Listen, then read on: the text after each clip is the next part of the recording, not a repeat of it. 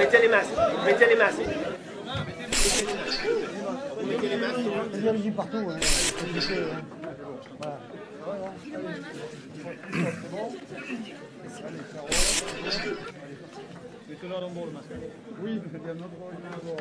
Bien. On peut y aller? Tout le monde est prêt? Bien, mesdames et messieurs, le résultat de ce second tour a démenti tous les sondages et d'où jouer tous les pronostics. Ce soir, j'ai gagné et nous avons gagné. But exactly who is Dr. Tedros? Before Dr. Tedros came to the WHO, he was the health officer for his home nation of Ethiopia. When he was the health officer in Ethiopia, Human Rights Watch reported that Tedros engaged in widespread political persecution, right? He withheld food and medicine from Ethiopians that were of ethnicities unlike his own. Specifically, I am told that the group that was hurt the worst are the Amharans, who are now, quote, missing 2 million people due to lack of food, lack of medicine. This was under his tenure as the health officer of Ethiopia. Prior to being the health officer of Ethiopia, he was actually the third highest member of Ethiopia's Tigray People's Liberation Front, which is a hard left organization that became part of the Ethiopian People's Revolutionary Democratic Front, a known terrorist organization. So Tedros is this hard leftist with a history of killing or allowing to be killed many of his own citizens.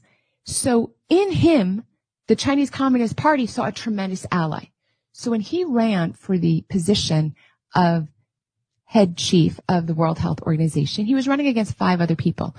Interestingly enough, all of them were medical physicians. The only one who was not a medical physician is Dr. Tedros. And that's the guy that China put forward, and he's in the middle of his 10-year term.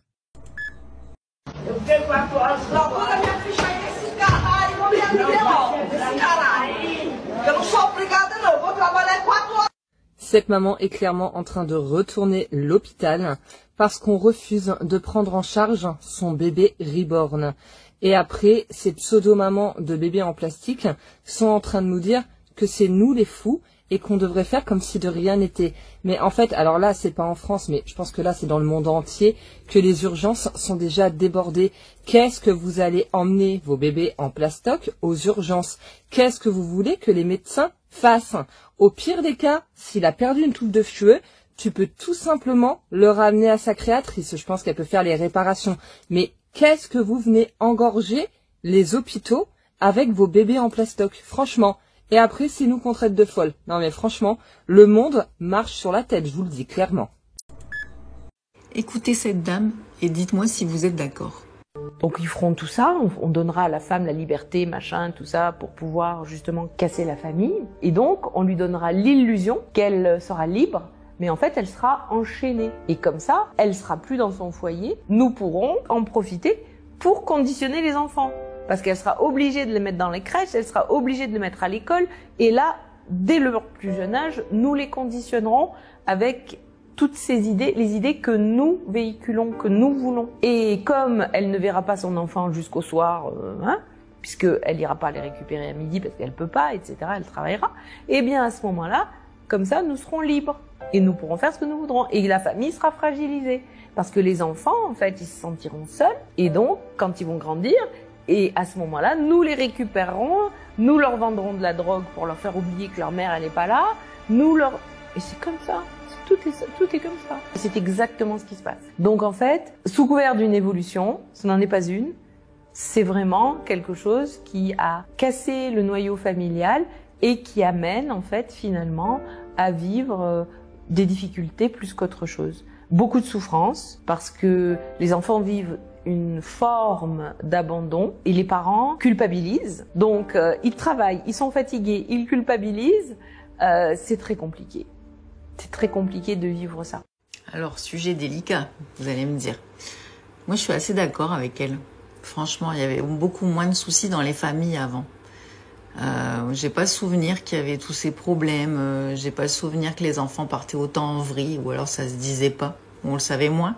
Je suis pas sûre effectivement que la libération de la femme, et je le dis en tant que femme, ait eu tant de bon que ça, parce qu'il y a vraiment des choses sur lesquelles je suis vraiment pas d'accord. Mais bon, c'est vrai que maintenant, avec les familles monoparentales et tout, et souvent, la garde, elle est donnée à la mère, et la mère, elle doit aller bosser pour payer les factures, parce que c'est la merde, et souvent, le père paye pas les pensions alimentaires, ou de temps en temps, mais voilà, il y a toujours des soucis quelque part. Je parle pour moi, évidemment. Ne commencez pas à m'engueuler. Mais malheureusement, effectivement, on est obligé d'aller travailler pour payer les factures, et du coup, les gosses, effectivement, on les met en crèche, en garderie, chez des amis, et au final, ils sont un peu livrés à eux-mêmes. Ils ont plus la même structure familiale, je trouve, qu'avant, effectivement. Dites-moi ce que vous pensez de ça, c'est quand même à creuser. J'ai hâte de lire ce que vous allez en penser. Je pense qu'il y en a qui vont vriller parce qu'ils vont pas du tout être d'accord avec ça. Mais moi, je pense on est plus dans le capitalisme que dans le patriarcat. Et donc, je pense qu'il y a vraiment à creuser là-dessus. Dites-moi ce que vous en pensez. C'est encore un spectacle, ou si tu penses que Barack Obama peut se retrouver les menottes au poignet.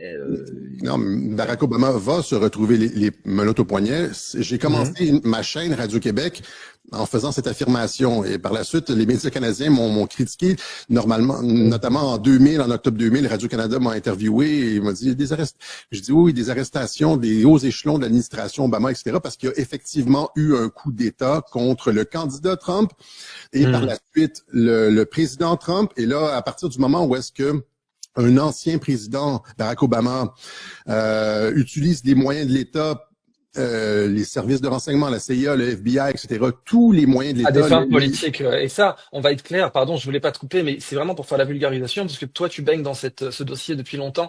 Il y a des choses qui sont évidentes pour toi, mais on va vraiment rappeler à notre audience, c'est factuellement confirmé, même par les médias mainstream aujourd'hui, que Barack Obama a détourné, pas que lui, mais que John Brennan aussi, le patron de la CIA, a détourné les moyens de l'État pour propager de la désinformation, le fameux Russia hoax qui était de la désinformation, et que alors que nous on est accusés de désinformation, nous les journalistes citoyens, on est accusés de désinformation en permanence, on a la preuve aujourd'hui factuelle que l'administration Obama et Brennan ont utilisé les moyens de l'État pour empêcher de faire élire Donald Trump en propageant de fausses nouvelles sur lui. Enfin, le Watergate à côté, c'est de la rigolade.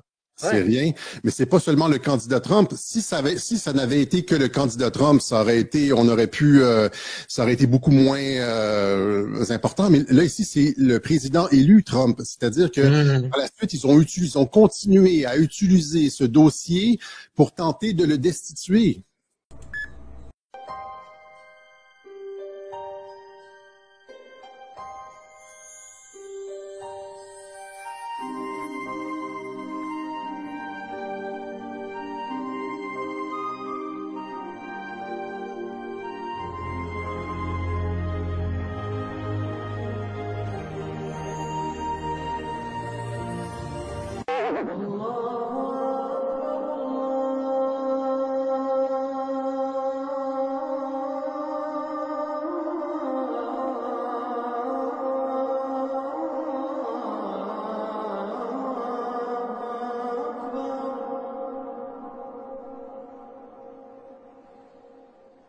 أشهد